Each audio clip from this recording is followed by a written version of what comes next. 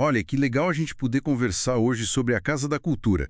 Eu estava vendo aqui, ela faz parte do Guia Trilha do Patrimônio Memórias de Indaial, sabia? Sério? Que bacana. E é incrível pensar que aquele casarão lindo que hoje é a sede da nossa FIC, né, a Fundação Indaialense de Cultura, tem, nossa, tanta história. É verdade. E pensar que tudo começou com um terreno enorme lá para 1870. Ele ia do Rio Itajaí-Açu até onde hoje é a Rua Santa Catarina. Imagina só o tamanho. Nossa, gigante. Pois é, claro que com o tempo ele foi sendo dividido, vendido. Normal, né? Entendi. E a primeira pessoa, assim, marcante que morou lá foi a Elise Liders, é isso? Exato. Ela veio de Blumenau, já viúva, parece que com os filhos, e comprou uma parte desse terreno. Ah, E aí, depois que ela casou com o Karl Ritter, eles construíram a primeira casa. foi aí que começou a construção mesmo. Isso, entre 1910 e 1913, mais ou menos. Era uma casa térrea, sabe? Só um andar, bem lá no alto do terreno. Que legal! E o mais curioso é que o Ritter era botânico. Então ele que começou a dar aquele toque verde especial para o lugar. Plantou palmeiras, árvores exóticas Nossa, e até criou um bosque com caminhos. Dizem que ali rolavam muitas festas populares, devia ser um ponto de encontro super conhecido na época. que demais. Imagina o clima dessas festas. Mas, esses jardins originais dele, será que ainda tem alguma coisa hoje? Ou as reformas depois mudaram muito? Olha, boa pergunta. O Ritter deixou um legado verde importante, com certeza. Mas sim, o lugar passou por transformações. Primeiro foi a filha da Elise, a Emily, e o marido, o Paul Lang Sr., que assumiram, né? Certo. E depois, a filha deles, a Agnes, casou com o Otto Baumeier. Ele era um engenheiro alemão que veio para Indaial trabalhar na construção da estrada de ferro. A chegada dele foi bem importante para casa. Ah, o Otto Baumeier. Então foi ele o responsável pela grande mudança na estrutura da casa. Tipo, deixar ela como a gente conhece hoje? Exatamente ele. Com a família crescendo, né, a casa de um andar só ficou pequena. E o Otto, como engenheiro que era, projetou e construiu o segundo pavimento. Isso foi entre 1934 e 1935. Ah, então foi aí. Foi aí que o casarão ganhou essa forma imponente que tem até hoje. Essa ampliação, claro, foi por necessidade, mas também mostrava um certo status da família, né? E talvez tenha trazido um estilo mais robusto, coisa de engenheiro mesmo. Faz todo sentido. Um engenheiro pensando na estrutura. Mas a história da casa não parou por aí, né? Depois que o Otto e a Agnes faleceram, as filhas venderam a propriedade, certo? Isso mesmo, venderam para o senhor João Schulenberg. E ele também deixou a marca dele lá.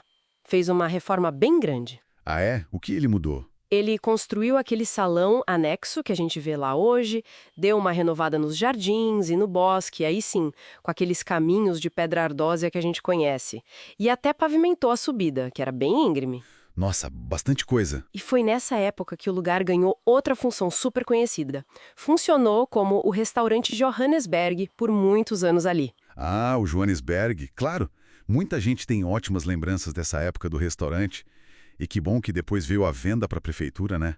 Um passo super importante. Fundamental. A viúva do Schulenberg negociou com o prefeito da época, o Victor Peters. Ah, foi com o Victor Peters. Isso. E essa negociação permitiu criar, em 1992, o Parque Público Municipal João Schulenburg.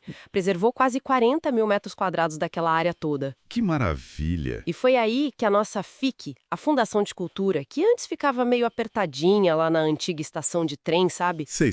Pôde finalmente se mudar para o Casarão, que é a casa dela até hoje. E o parque hoje é um presentão para a cidade, com aquele trabalho incrível do Valdemiro Nasato, né? Aquele que conseguiu aclimatar até Vitória Régia, aqui em Indaial.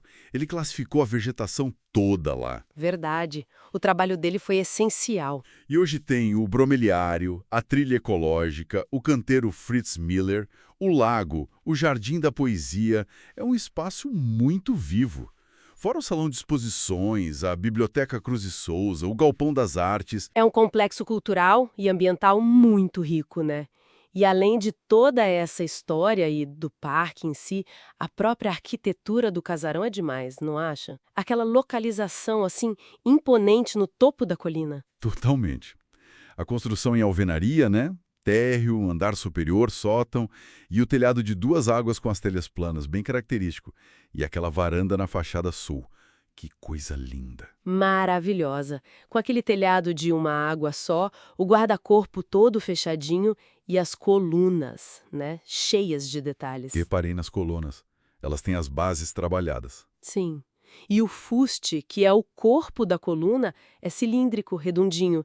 E o capitel, a parte de cima, é escalonado, em degraus, bem clássico. E as janelas? A maioria é de abrir, tipo francesa, né?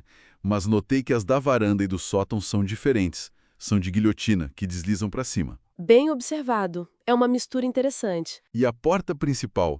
Aquilo é uma obra de arte em madeira, não é? Com aquele vidro em cima, a bandeira, os frisos.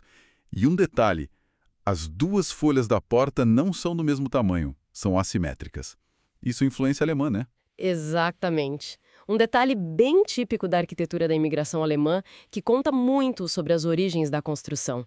É sensacional pensar nessa trajetória toda, né? Nossa, muito! De uma casa de família que foi crescendo, virou restaurante famoso, ponto de encontro e hoje é o coração cultural de Indaial, abraçado pelo Parque João Schulenburg. É um patrimônio que respira história viva. Com certeza. É muito mais que um prédio bonito, né? É um símbolo da nossa memória coletiva aqui em Indaial. Fica aquela reflexão, né?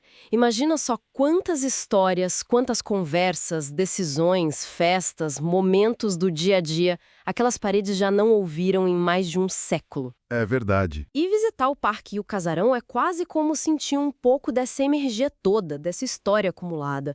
É um convite para a gente se conectar com o nosso passado.